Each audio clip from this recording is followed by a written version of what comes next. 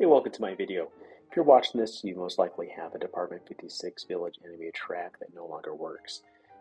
Department 56 has discontinued these tracks back in the year 2000 and no longer provides parts or any other services for these tracks. And I put this video together to assist with how to troubleshoot and remove the motor and belt of these tracks. I also have links in the description below of where you can purchase the repair kit I assemble. It includes a new 3D printed replica belt and a grease to repair the tracks and back up and running. If you have any questions, feel free to reach out and please enjoy.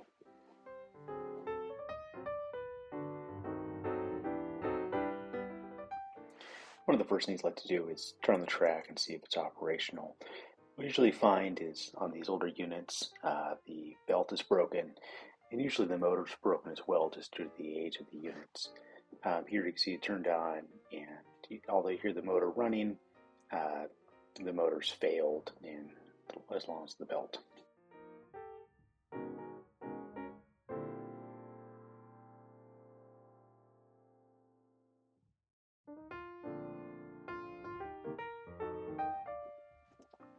One of the big questions that gets asked is how did the track come apart? And unfortunately, these tracks do not come apart. The only part that comes apart in the back of the track, as you can see here, is the motor cover. To remove the belt, you need to remove the drive gear. And here we're also going to remove the motor since the motor is broken.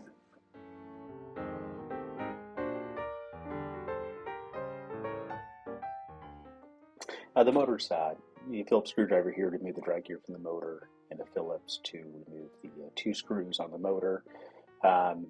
This part here, I just basically cut the wire, remove the wire nuts later on in the process.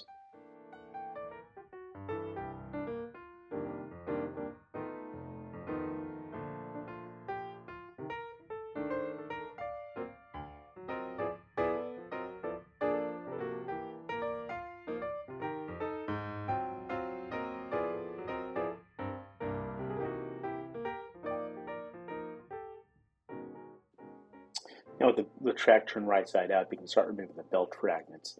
The best way to do this is work from the corners. You can use a flathead screwdriver to kind of pry the corners up slightly and be able to reach in there with like a pick tool or another screwdriver or needle nose pliers, or sometimes even your fingers. You can kind of grab the pieces out.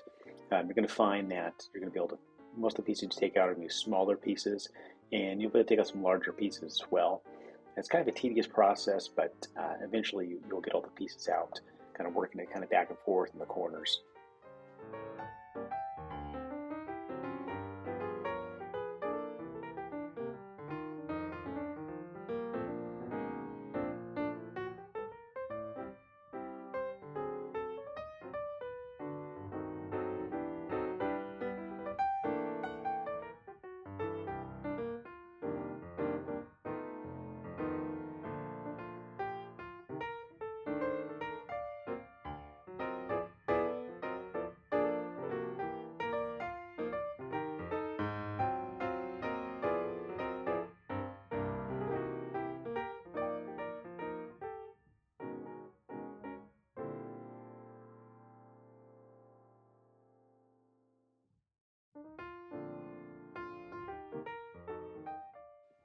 You see when I'm picking up the track is I'm kind of trying to shake the track to kind of help the pieces kind of slide down to the corners to be able to grab them. You're going to find during this process that a lot of the fragments going to hide inside of the corners. And what they do is they kind of get behind like the rollers inside of the corners. So you'll see me kind of pick this up throughout the video and shake the track, hit the corners, and inspect it, just trying to get all the pieces to slowly kind of work its way out. What you're also going to see too is me kind of grabbing parts of the belt and kind of feed them towards the corners. Because like I said, the only spot that's really kind of pliable is the corners. I usually, when I repair these tracks, kind of working on that kind of right front corner, but you can also kind of work it on the back where the motor is.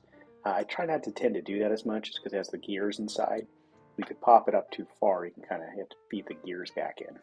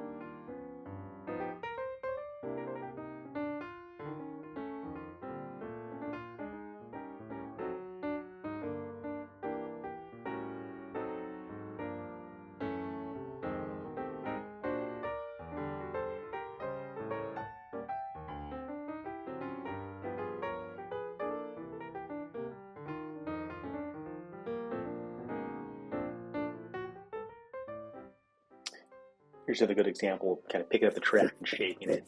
You see that I'm, kind of hitting the corners really hard with my hand, and also kind of trying to look inside of the corners a little bit. So you'll see that the little fragments get in there and are kind of hard to get out.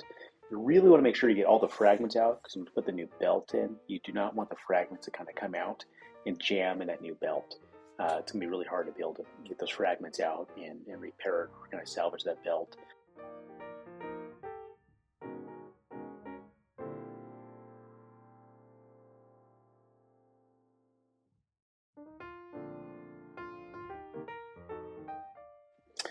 So here's the new belt. These belts I produce, I 3D print. They're a replica of the original kind of Department 6 belts.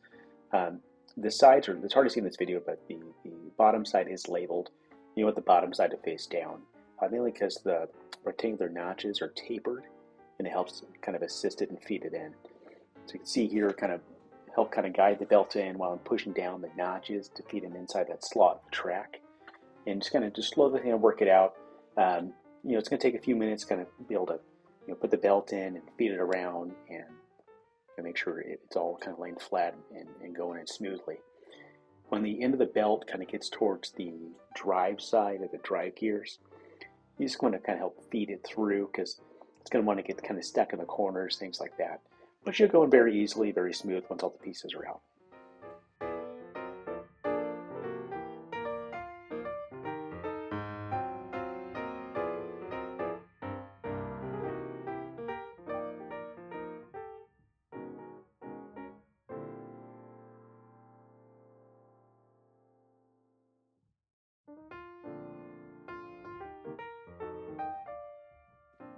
So we're getting towards the end here. When we get to this point, you want to leave that side that you see that's not all the way in out, and then you're going to want to be able to kind of pick up the other end of the belt as well. So you're going to glue these ends together. You can see here I'm kind of slightly kind of picking up the track there, prying it, and then grabbing that belt.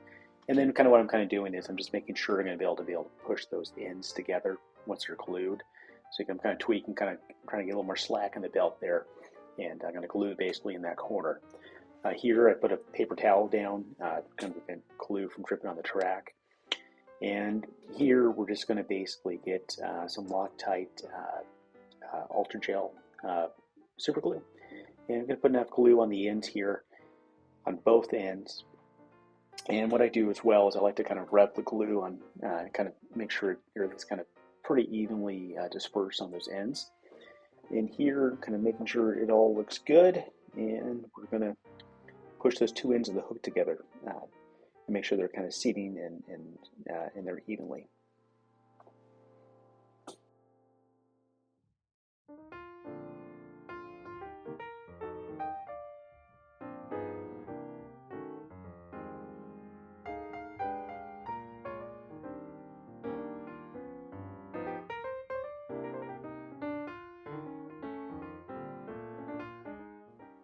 What I'm doing here is kind of wiping off the excess glue.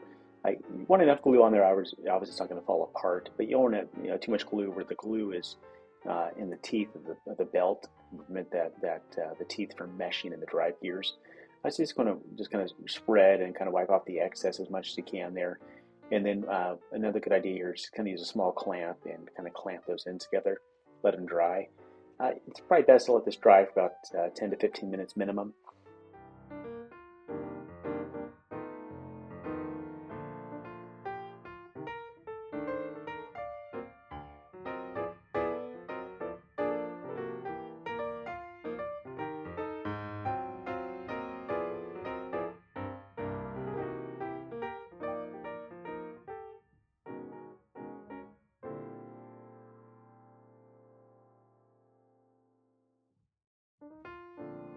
After it's dried, remove the clamp and remove that paper towel in there, prevent the glue from dripping on the track. And you're basically just kind of slowly work this glued portion inside of the track. May have to kind of pry some portions of it, but it's pretty easy to put back in. Once you kind of get started, the other ends will go in as well.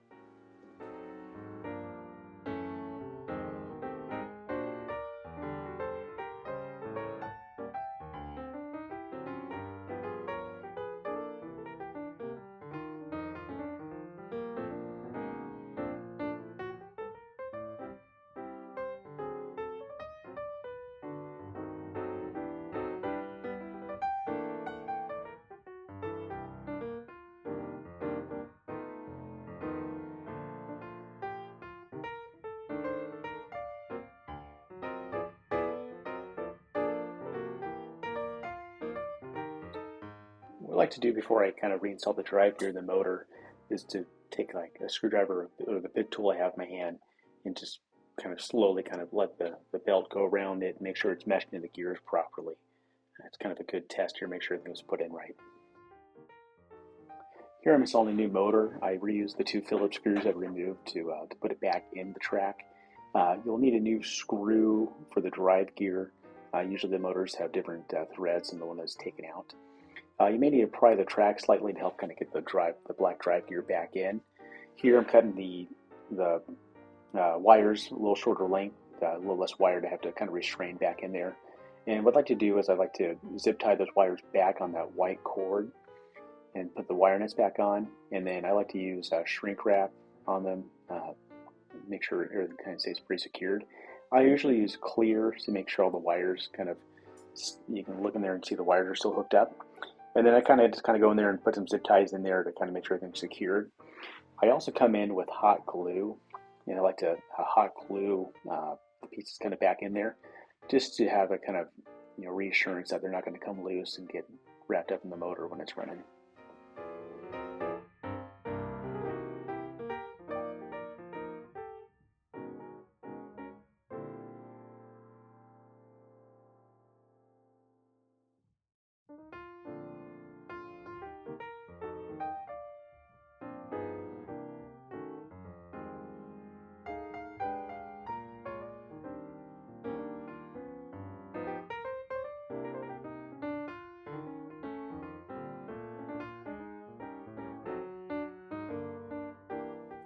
Once all that's back in there, you can reinstall the motor access cover and just reuse the 3 Phillips screws that were removed at the beginning of the video.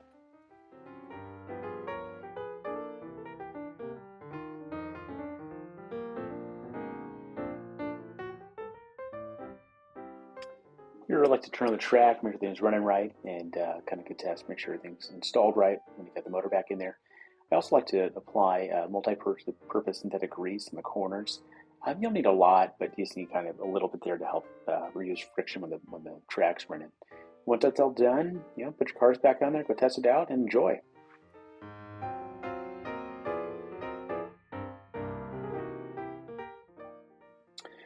I'll include a link to the belt I sell on eBay in the description of the video. And if you have any questions, feel free to reach out. The repair kits include obviously the belt and the grease that's needed for the corners. You follow this video and kind of the instructions on the listing there. Should be plenty of information there to help get your track back up and running and have it working for many years to come. Thanks.